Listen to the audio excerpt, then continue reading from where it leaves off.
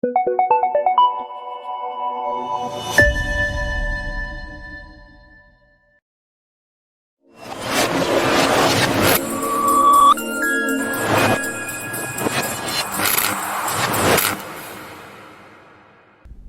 chers téléspectateurs de EMS TV, nous sommes très heureux de vous retrouver une fois de plus pour cette tribune dont vous vous êtes déjà habitués, tribune de leader. Nous avons le réel plaisir, mesdames et messieurs, de recevoir une fois de plus pour vous sur ce plateau de la tribune des leaders, le bishop Ejiba Yamapia. Avec lui, nous allons développer un thème très intéressant. Il s'agirait bien sûr des conséquences, bien sûr, de guerre de leadership dans une famille. À travers cet thème, le bishop va essayer d'édifier le peuple de Dieu et pourquoi pas l'ensemble de la population congolaise, africaine et pourquoi pas du monde entier, parce que ce phénomène s'observe dans plusieurs familles du monde entier. Mais bien avant que nous puissions entrer dans le vif de notre sujet, nous donnons ici l'occasion au bishop de pouvoir dire un bonjour à tous ceux qui nous suivent en ce net moment. Bonjour d'abord à toi-même, Monsieur Médard. Merci. Bonjour à tous les amis téléspectateurs, les abonnés de MS TV. Recevez nos salutations en Christ, recevez nos salutations patriotiques. Que Dieu soit avec vous. Merci beaucoup, Bishop, d'avoir accepté une fois de plus notre invitation. Dans l'entrée, nous voulons d'abord avoir une idée sur la manière dont on peut dégager un leadership dans une famille. Est-ce une question d'âge ou question de moyens pour que quelqu'un puisse prendre le leadership dans une famille? Oui, nous avons pris le temps de définir ce que c'est que le leadership. Nous avons dit que la définition résumée par John Maxwell se retrouve être que le leadership, c'est de l'influence. Parce que le leadership, c'est l'influence, nous devons être capables, surtout en matière de la famille, de savoir l'influence dont nous jouissons, c'est quel type d'influence. Tu as dit, est-ce que c'est une affaire de moyens? Oui. Est-ce que c'est une question d'âge? Ou qu'est-ce qui confère à quelqu'un le leadership dans une famille? Voilà. Déjà, nous disons ceci clairement, que dans une famille, il y a un leader qui ne perd pas sa qualité, qu'il soit présent ou qu'il soit absent. Oui. Notamment, le père détient son leadership, qu'il soit pauvre, qu'il soit riche, qu'il soit vivant, qu'il soit déjà mort, mais il détient ce leadership-là. Voilà. Parce que quand nous parlons de leadership, ça veut dire cette influence, quelqu'un ne la perd pas du jour au lendemain. Oui. Je peux te donner un exemple si nous sortons un peu de la famille. Un homme comme Nelson Mandela. Oui. Vous sentez que son leadership, jusqu'à présent, il y a des gens, avant de faire quelque chose, ils disent « Je ne veux pas trahir la mémoire de Mandela. Voilà. » C'est pour montrer que même si Mandela n'est plus vivant, mais son leadership continue à s'exercer, à influencer plusieurs personnes et plusieurs organisations. Voilà un peu, d'emblée nous disons, il y a le leadership irremplaçable dans une famille dont les pères. Nous avons les Israélites. Quand on dit ce sont les fils d'Israël, or les autres ne sont plus des fils, voilà. Ce sont des arrière-petits-fils. Voilà, arrière, ndengbalobana lingala, bakoko lolo, ou ainsi que dirais-je encore. Voilà. Pour aider nos téléspectateurs, nous disons que le leadership se présente de façon différée.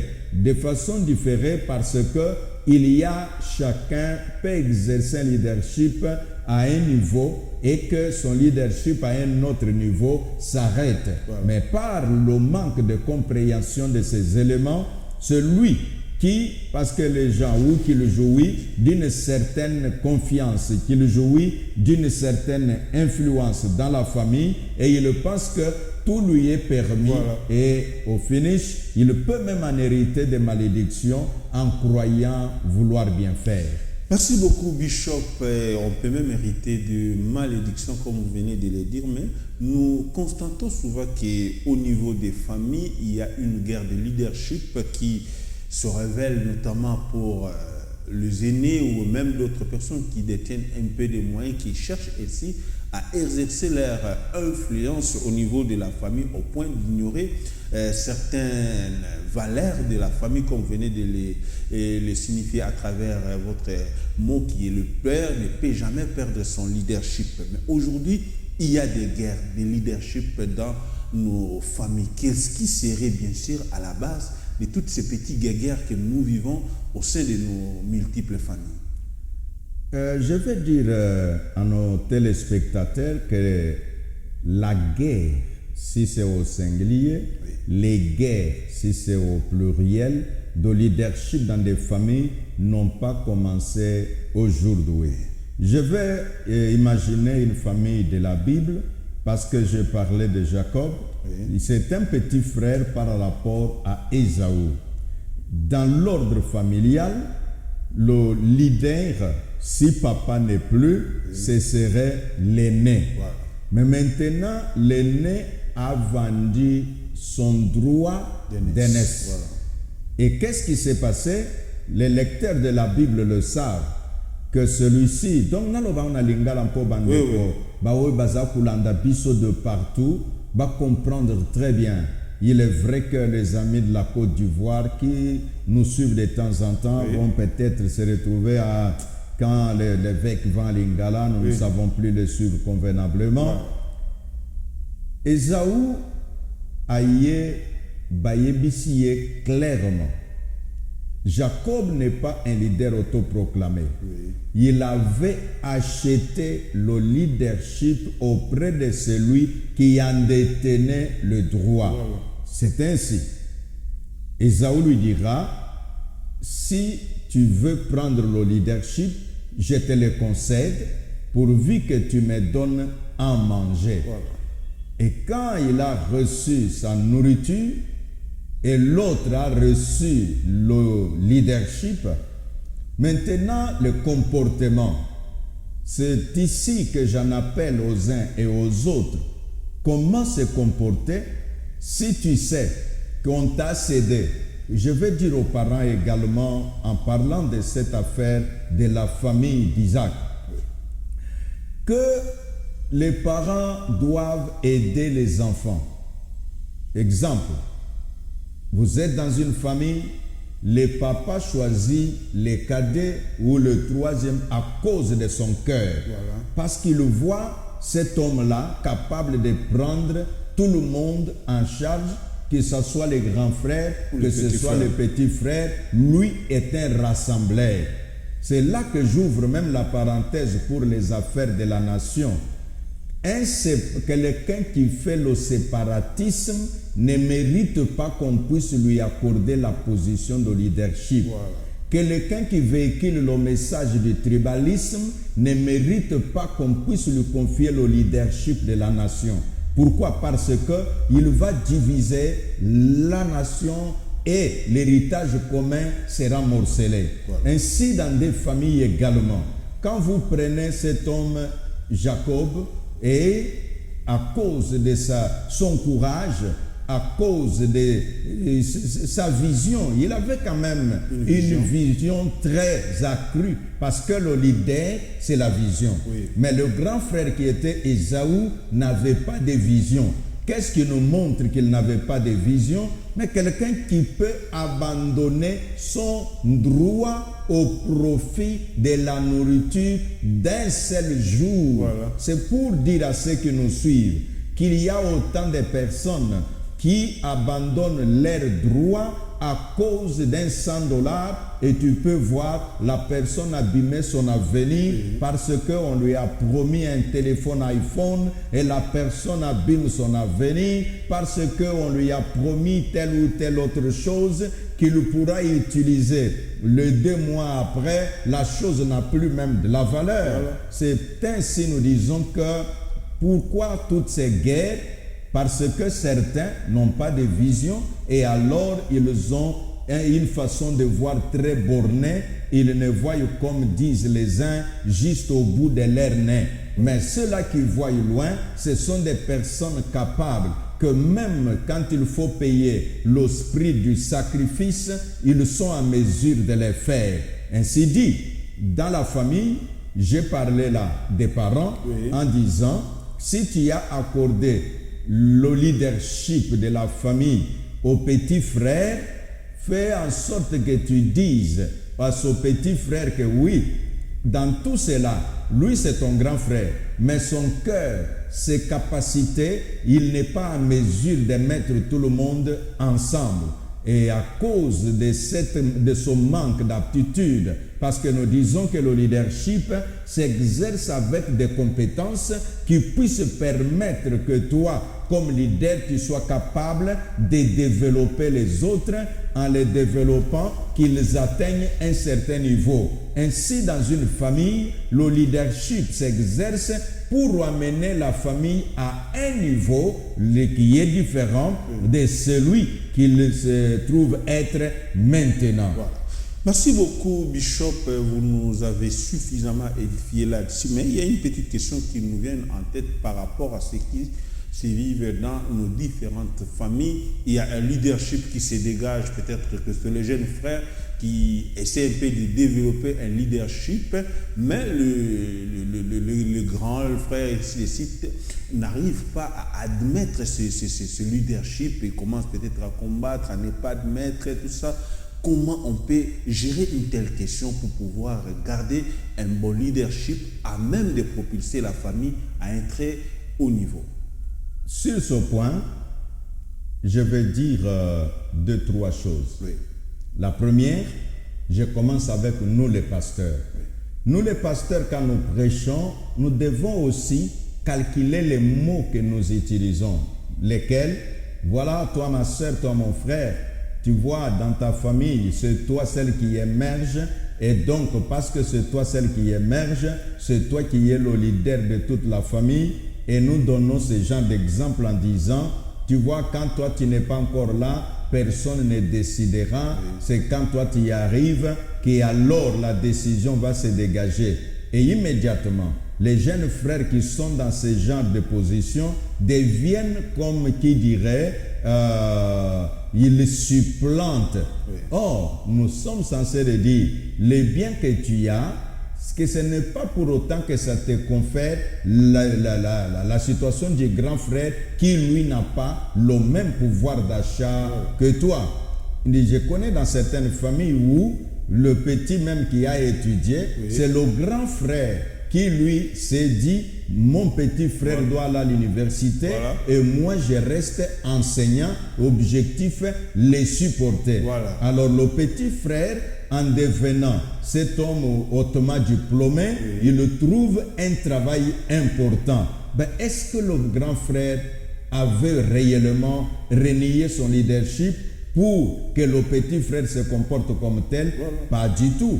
Donc nous disons là que le leadership familial ou au sein de la famille ne se dessine pas juste parce que toi tu as acheté la voiture et que tous les membres de la famille sont des piétons, automatiquement tu deviens leader. Non, ça ne se fait pas comme ça. C'est vrai que tu aies une certaine influence. Et comme nous disons que le leadership c'est l'influence, c'est à toi de savoir comment tu vas te comporter avec l'influence que tu as au sein de la famille. Il y aura des grands frères, il y a la maman, il y a le papa qui du reste commence à t'appeler. Ah papa, c'est toi le salut de notre famille. Oh papa, c'est toi le Moïse de notre famille. Mais sache que même si eux t'appellent le Moïse de la famille, c'est en fonction de l'influence matérielle que tu as maintenant qui pèse sur la pauvreté des uns et des autres. Mais par rapport à l'ordre hiérarchique, c'est là que parfois nous n'arrivons pas à mettre la différence. Qu'est-ce que mon influence me place hiérarchiquement supérieur à mon père? Pas du tout. C'est comme à l'église. Un jeune frère peut avoir le don de l'esprit. Peut-être il les explique ou il manifeste ses charismes que parfois le pasteur, pour ce temps-là, n'exerce pas le même charisme du degré. Et ce n'est pas pour autant que le leadership de cette église-là a changé de main. Non, non, oui, le jeune frère va jouir d'une certaine influence, d'un certain respect que les gens vont lui accorder à cause des charismes. Mais le leadership va demeurer toujours entre les mains du Père. Tu as l'influence, nous le reconnaissons, mais le leadership est encore entre les mains de celui qui est le chef de l'organisation. Merci beaucoup, Bishop, de nous avoir fourni toutes ces explications. Mais on aimerait un peu, vous, en tant qu'expert en leadership, donner un peu un petit conseil sur l'attitude que peut, n'est-ce pas, observer quelqu'un qui jouit de cette influence auprès de la famille. Quelle peut être son attitude pour pouvoir, n'est-ce pas, verser dans une guerre de leadership? Comment est-ce que celui-là qui a cette influence, cette possibilité d'influer au niveau de la famille sur le plan financier ou sur d'autres plans, comment est-ce qu'il peut se comporter pour éviter que dans la famille, on puisse vivre ces guerres de leadership? Oui, écoute, quand nous avons cité l'exemple de Jacob, oui, c'est le même exemple que je vais enchérir pour répondre à cette question. Oui, jeune frère, grand frère, je ne sais pas quel est ton ordre dans la famille. Jacob, quand il a rencontré cet homme Ésaü, qui du reste lui avait déjà donné ou qui lui avait cédé les droits d'aînesse, Jacob ne l'a pas appelé, ok, écoutez Ésaü, tu avais déjà dit que moi je deviens grand frère. Non, non, il continue, malgré son influence là, il continue à appeler son grand frère en disant, oui mon Seigneur, ton serviteur, il t'a amené ses cadeaux, il t'a amené ses présents, jusqu'à ce que Ésaü même s'étonne. Toutes ces choses, c'est pour qui? Et lui de répondre, c'est pour ton serviteur. Donc, c'est ça l'attitude que cet homme qui, si tu as des grands frères au sein de la famille et que toi, tu as une influence, peut-être à cause du poste que tu occupes dans ton entreprise, à cause des moyens financiers qui sont devenus très importants à ta disposition, reconnais le droit d'aînesse de ces gens-là et là, tu auras la bénédiction et tu pourras hériter. Comme dit la parole de Dieu, l'orgueil précède la chute et l'humilité précède la gloire. Voilà. Nous avons observé avec beaucoup d'attention l'attitude qui doit jouer, celui-là qui jouit d'une certaine influence. Mais d'autre part, Bishop, nous voulons aussi avoir l'attitude de frères et sœurs qui comprennent qu'il y a un frère, un jeune frère ou un grand frère, un membre de notre famille qui est en train d'exceller, qui est en train de faire preuve d'un certain leadership. Est-ce qu'au niveau de la famille, nous devons développer une haine, nous devons développer une réticence ou développer le séparatisme? Comment est-ce qu'au niveau de la famille, nous pouvons accueillir ce leadership qui se dégage au niveau d'un jeune frère ou d'un membre de notre famille? Le comportement que nous pouvons adopter, c'est comme qui dirait que celui, tu vois le comportement de Joseph, le fils de Jacob, il a été vendu par ses frères, mais ils ont vendu leur frère à cause de la haine.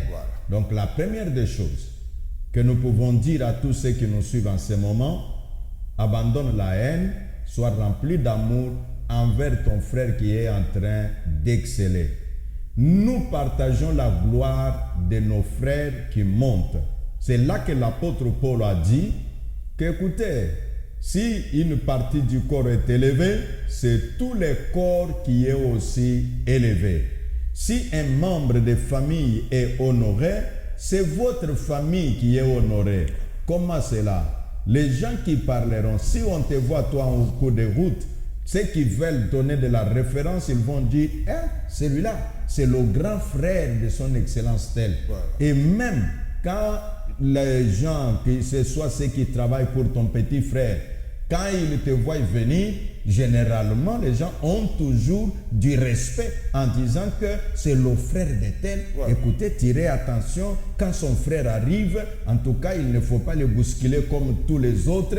Donc, c'est pour dire que vous-même qui êtes membre de la famille, abandonnons la haine. Quand tu abandonnes la haine, tu vas jouir du fruit. C'est par la haine que les autres ont vendu leurs frères, voilà. Notamment Caïn a tué son petit frère à cause de la haine. Qu'est-ce que tu vas gagner en tuant ton frère qui peut t'aider? Même si aujourd'hui il ne t'aide pas, un jour viendra, tu pourras tirer aussi avantage de son élévation ou de sa richesse. Même si toi tu ne tires pas avantage aujourd'hui, même ton enfant, un jour, l'autre de son enfant dira, celui-là, c'est mon cousin, celui-là, c'est un membre de notre famille et il pourra lui être utile. Donc, en réponse, les membres de la famille doivent abandonner la haine, les membres de la famille doivent abandonner le mépris. Les membres de la famille doivent reconnaître que la bénédiction ou l'élévation d'un de leurs, c'est leur propre élévation. Merci beaucoup de nous avoir fourni toutes ces explications, mais nous allons venir à un élément très important. Vous êtes un leader ecclésiastique à travers notre pays. Il semblerait qu'aujourd'hui, l'Église serait aussi un sujet pour pouvoir alimenter toutes ces guerres de leadership qui s'observent au niveau de nos familles. Vous, en tant que leader chrétien, quelle serait peut-être votre position par rapport à la guerre que nous devons mener pour pouvoir lutter contre ce fléau qui ronge aujourd'hui la plupart des familles? Pour lutter, si l'Église contribue négativement à alimenter ces mouvements de haine, de mépris, de désintéressement, bon, je leur dis seulement de suivre les conseils que le général d'armée américain, nous avons cité Colin Powell, qui a dit que un leadership efficace est celui qui jouit de la confiance lui accordée à cause de ses services désintéressés. Donc le pasteur doit enseigner la parole de Dieu sans vouloir tirer les draps de son côté. C'est-à-dire quoi? Je prêche comme ça pour que quelqu'un qui a des moyens refuse de servir sa famille pour venir me servir moi à l'église. Même le passage, quand vous voyez dans la parole de Dieu où on a dit, oh voilà, celui qui veut me suivre, il abandonne sa famille et qu'il me suive. Mais qu'est-ce que Jésus voulait dire par là? C'est un message qu'il voulait accorder. Mais à la croix, il a dit, femme, vois ton fils, et puis fils, regarde ta mère. Voilà. C'est pour montrer que la famille jouit d'une importance capitale.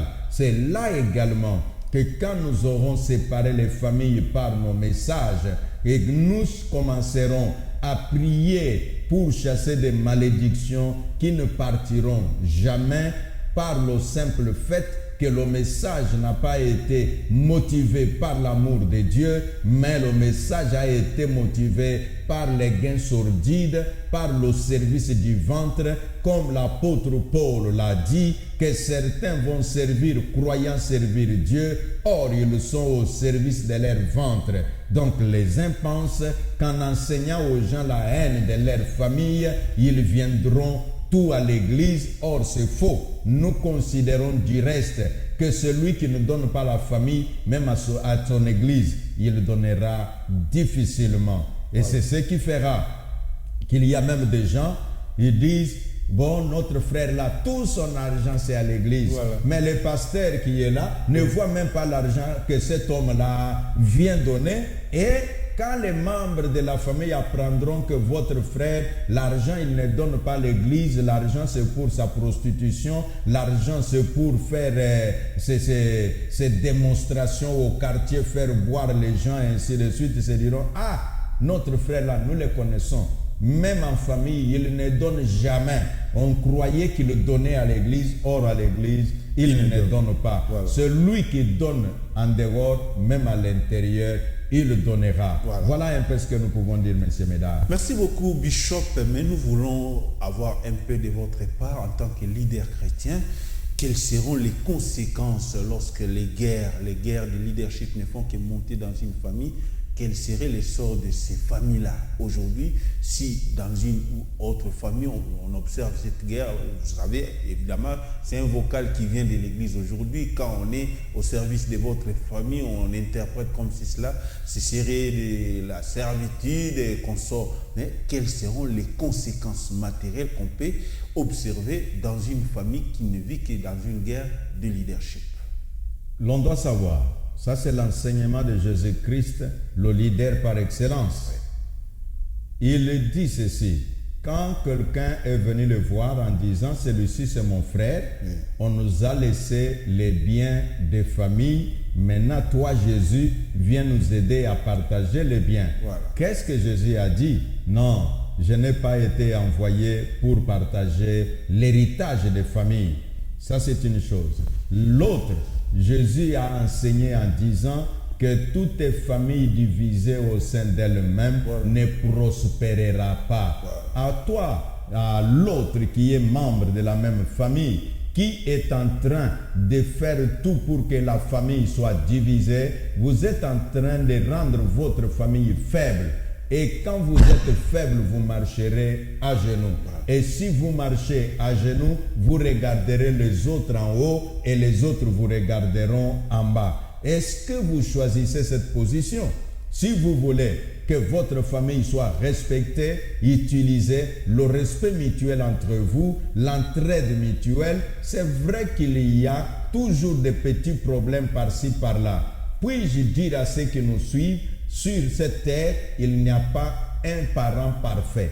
Sur cette terre, il n'y a pas des enfants parfaits. Sur cette terre, il n'y a pas de famille parfaite. Sur cette terre, il n'y a pas des amis parfaits. Donc, l'autre a son point de choc quelque part et l'un a aussi son défaut à un autre. Que faut-il faire? La compréhension. Celle que nous enseignons, il faut comprendre avant d'être compris. Mais la situation compliquée dans laquelle se trouvent certains membres de famille, parce que tout le monde veut qu'on les comprenne d'abord. Mais ici, nous enseignons à ceux qui nous écoutent dans le leadership, nous disons que comprendre avant d'être compris. Si tu appliques ce principe, tu auras la paix du cœur. En ce que nous disons comprendre avant d'être compris, tu comprendras aussi, au-delà de toutes ces choses, il n'y a pas une famille parfaite. Si tu dis l'autre là c'est une bonne famille, l'autre te dira tu ne sais pas combien de gens de voleurs. C'est une famille de voleurs, il n'y a pas moyen. Quand tu dis à l'autre là, cette famille-là est la meilleure, tu entendras un membre de cette famille qui dit, dans notre famille, la sorcellerie, on ensorcelle quelqu'un, même pour les Likayab ou Yapamba. Et donc, à chacun de nous de comprendre, il n'y a pas une famille parfaite sur la terre. C'est pourquoi nous qui croyons en Jésus, nous enseignons le ciel en disant, quelles qu'en soient les imperfections que nous avons, que nous vivons, que nous voyons sur cette terre, il y a la cité céleste dont l'Éternel Dieu est l'architecte lui-même. Merci beaucoup, Bishop. Merci à tous les téléspectateurs qui nous ont suivis à travers cette tribune des leaders. Nous allons nous séparer avec le Bishop. Nous vous demandons en tant que leader chrétien de pouvoir laisser toutes ces familles qui sont aujourd'hui rongées par ces guerres de leadership et consorts. Nous espérons, nous croyons qu'à travers une petite prière, toutes ces familles peuvent s'unir afin de créer des familles fortes à travers notre pays. Oui, je lève ma main pour prononcer cette prière en faveur de ta famille, en faveur de la famille de ton voisin. Si vous êtes marié, sachez que la famille de la femme se trouve en toi, la famille de l'homme se trouve en toi. Au nom puissant de Jésus-Christ, que les démons de division qui sèment la zizanie entre les frères, entre les sœurs, que l'égoïsme qui remplisse les cœurs de ceux qui ont des moyens pour ne pas aider leurs propres membres de famille, que ces démons soient chassés par le nom de Jésus-Christ. Oui, ô Dieu, je te prie, vois cette famille qui pense être humiliée, qui pense être la moindre des autres, que ta grâce descende sur eux et que tu leur donnes une valeur ajoutée qui permettra qu'ils puissent marcher aussi tête haute parmi tant d'autres. Je proclame et je déclare que la grâce de Dieu, que l'onction du Saint-Esprit, que la puissante main de l'Éternel notre Dieu agisse avec efficacité dans votre vie, dans votre famille. Au nom de Jésus-Christ, nous avons prié. Amen. Amen. Merci, fidèles téléspectateurs. C'est à travers cette prière de l'homme de Dieu que nous allons peut-être nous séparer pour cette tribune de leaders. Je rappelle que nous avons évoqué les conséquences qui arrivent lorsqu'il y a guerre de leadership dans une famille. Il ne me reste qu'à vous demander de vous abonner massivement et faire aussi abonner d'autres personnes sur votre chaîne MSTV. Et c'est à travers cette chaîne que nous allons cultiver le leadership, car le leadership, c'est MSTV. Si vous voulez grandir dans le leadership, restez toujours scotché et branché. Abonnez-vous et faites aussi abonner d'autres personnes sur MSTV pour votre croissance en termes de leadership. Je rappelle que nous avons reçu sur ce plateau le bishop Ejiba Yamapia. Avec lui, nous avons pu développer un thème intéressant. Il ne me reste qu'à vous dire au revoir et en vous fixant rendez-vous très prochainement. Et ne ratez pas notre prochain numéro. D'ici là, portez-vous bien en compagnie de MS Télévision. Merci.